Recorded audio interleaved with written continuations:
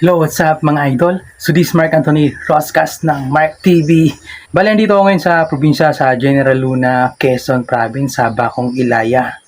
Yan, so Ilaya, mabukid dito, bundok. So naisip namin ni Papa magbakasyon dito kasi tuwing umaalis kasi kami dito, parang mabilis masira ang bahay kapag walang tao. Tapos ngayon, sinadya talaga namin pumunta dito para linisan tong bahay na to. Kung nakarang taon is merong anay doon na binaklas namin. Ngayon naman, sa ilalim ng lababo, may pokyutan. Yan, so may nakuha pala akong pokyutan. Sayang nga lang kasi huli na kami dumating eh. Kasi konti na lang yung nakuha namin ng pokyutan. Ayan o.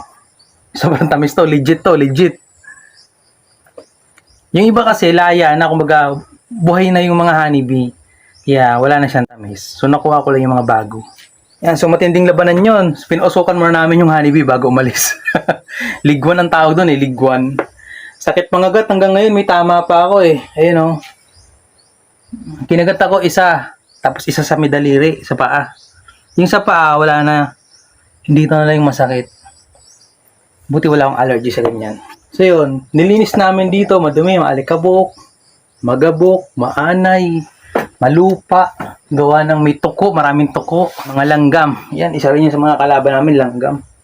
Kailangan pala dito, meron kang tinatawag na pampatay ng insekto tulad ng wawang o di kaya bulilay. Yan, kukunin ko yung bulilay, pakita ko sa inyo. Hindi ko na makita yung bulilay ha. Yung bulilay na na pang-pest. Hindi ko na makita. Siguro tinapon ni Papa gawa ng ubos na. Naubos eh. Yan, ang pangalan niya ay bulilay. Tapos yung bibilin ngayon ni Papa is wawang. Ano yon? Pest control siya. Ay, pest control. Pwede siya sa mga mga insekto. Tulad ng langgam, lamok, langaw, ipis, mga anay, yan, pokyutan, yung mga ligwan. At saka tuko. Kahit tuko, nangihina dyan eh. Meron pa nga namatay dyan, mga 2 tuko. Hindi yata kinaya yung amoy. Maganda yun, pag nandito ka sa bukid, maganda gumamit ng ganun. Dito masarap magkape dito kasi malamig. Sarap ng tulog ko dito kasi sobrang lamig, kailangan may kumot ka talaga. Walang internet, walang 3GH+, wala ring 4G LTE, walang 5G, 5G NR. Ang meron lang dito is 2G Edge. Kumbaga call and text lang tapos di ka nga makapag-send ng MMS eh. Call and text lang talaga sa 2G. Tapos, hindi lang basta-basta 2G. Kahit i-2G mo yung Android phone mo, i-set mo sa 2G, di ba? Hindi ka pa rin makakapag-text sa call. Alam niyo kung bakit? Dahil, hindi ganun kalakas ang 2G dito. Kailangan talaga pure 2G tulad ng keypad. Yan. Punta ka dito, meron kang keypad na cellphone. Ang dala namin dito ay power station. Ito, power station by NNS.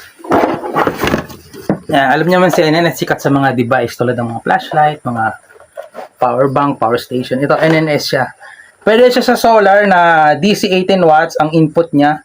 Maximum of 30 watts. Depende sa solar na ginagamit ninyo. Ito yung sa DC niya. Ito naman yung sa AC.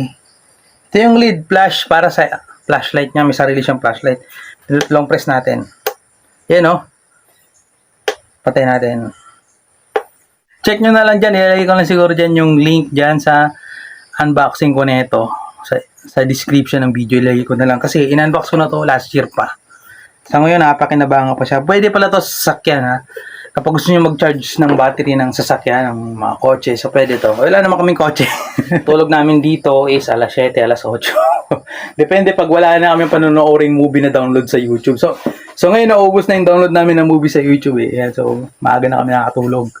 Kwento-kwentuhan na lang.